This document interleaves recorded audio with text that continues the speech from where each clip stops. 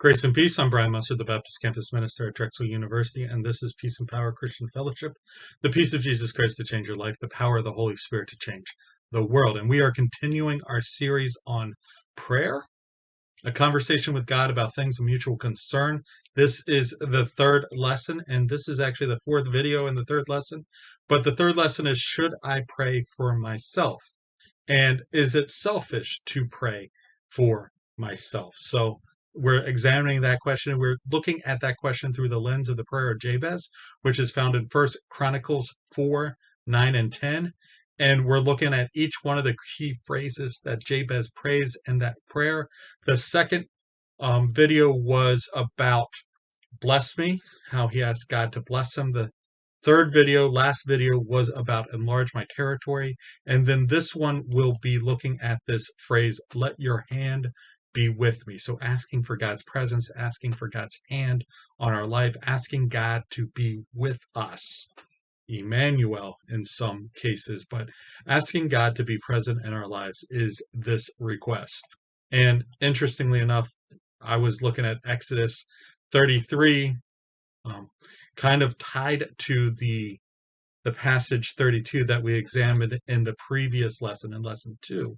But this is still Moses and God having a conversation. And the Lord replied, my presence will go with you. I will give you rest. Then Moses said to him, if your presence does not go with us, do not send us up from here. How will anyone know that you are pleased with me and with your people unless you go with us? What else will distinguish me and your people from all other people on the face of the earth? And the Lord said to Moses, I will do the very thing you have asked, because I'm pleased with you and I know you by name. So there's this idea in this story, as we saw in the previous lesson, the Israelites commit this atrocious sin while of worshiping the golden calf and claiming that this golden calf did the things that Yahweh, the God of Israel, did, giving credit for their deliverance from Egypt to this idol. While Moses was up on the mountain getting the 10 Commandments, conversing with God, the Israelites were down in the camp committing idolatry and claiming that this man-made golden calf idol that looked somewhat akin to some of the gods in Egypt did what only God could have done for them and was giving credit for their deliverance to this idol. And God says, okay, I'm going to destroy them. Moses talks them out of that. Moses prays, and God relents on that. And we discussed that a lot last week. But this week, we're looking at what comes on and later, and God's like, okay, you guys go, but I'm not going to go with you, because if I go with you, I might destroy you. But Moses is like, no, God. If you don't go with us, don't cause us to leave. We need your presence. We beg for your presence. And God also says, yes, I will go with you. This idea of the presence of God with us. This is what Jabez asked for. He asked for God's hand to be with him. What does it look like? What is that thing going on in our lives that God's hand is with us? What are the types of things that we need to do? Or what are the things that if we do them, we can only do them because God's hand is with us?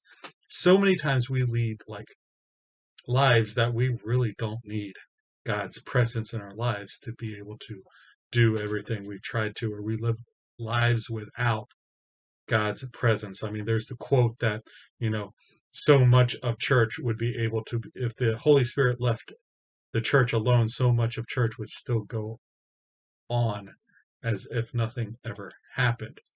Bruce Wilkinson in the prayer of Jabez puts it this way: when you take little steps, you don't need God.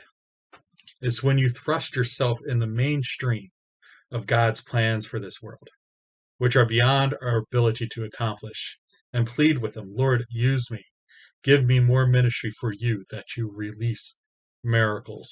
And a couple pages later, he says, as God's chosen, blessed sons and daughters, we are expected to attempt something large enough that failure is guaranteed unless God steps in. Do you live a life, or do you live your life in such a way that you absolutely need the presence of God, God's hand with you in order to accomplish the tasks that you have tried to do?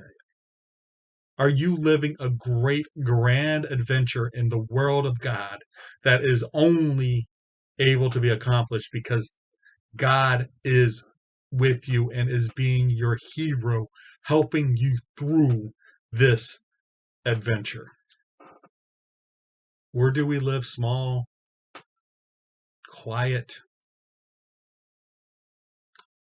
unadventurous lives where everything we can do, we do with or without God's help, and no one really notices whether or not God's hand is with us?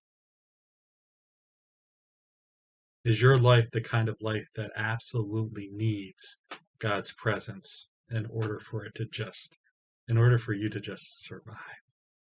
Or do you live a life that you'd be okay one way or the other if God showed up or not? Those are some serious questions. And here's some questions to discuss. Either drop down in the comments and answer them, or discuss amongst yourselves if you're doing this as a study. Who would you say that God's hand is with them? Just out of the people you know, either celebrity-wise or just personally, who has God's presence in your life that you're almost 100% sure God is present in their life and they're doing things that are only possible if God is helping them get them done? What would God's hand with you specifically look like in your life right now? And would you want others to be able to tell that God is with you?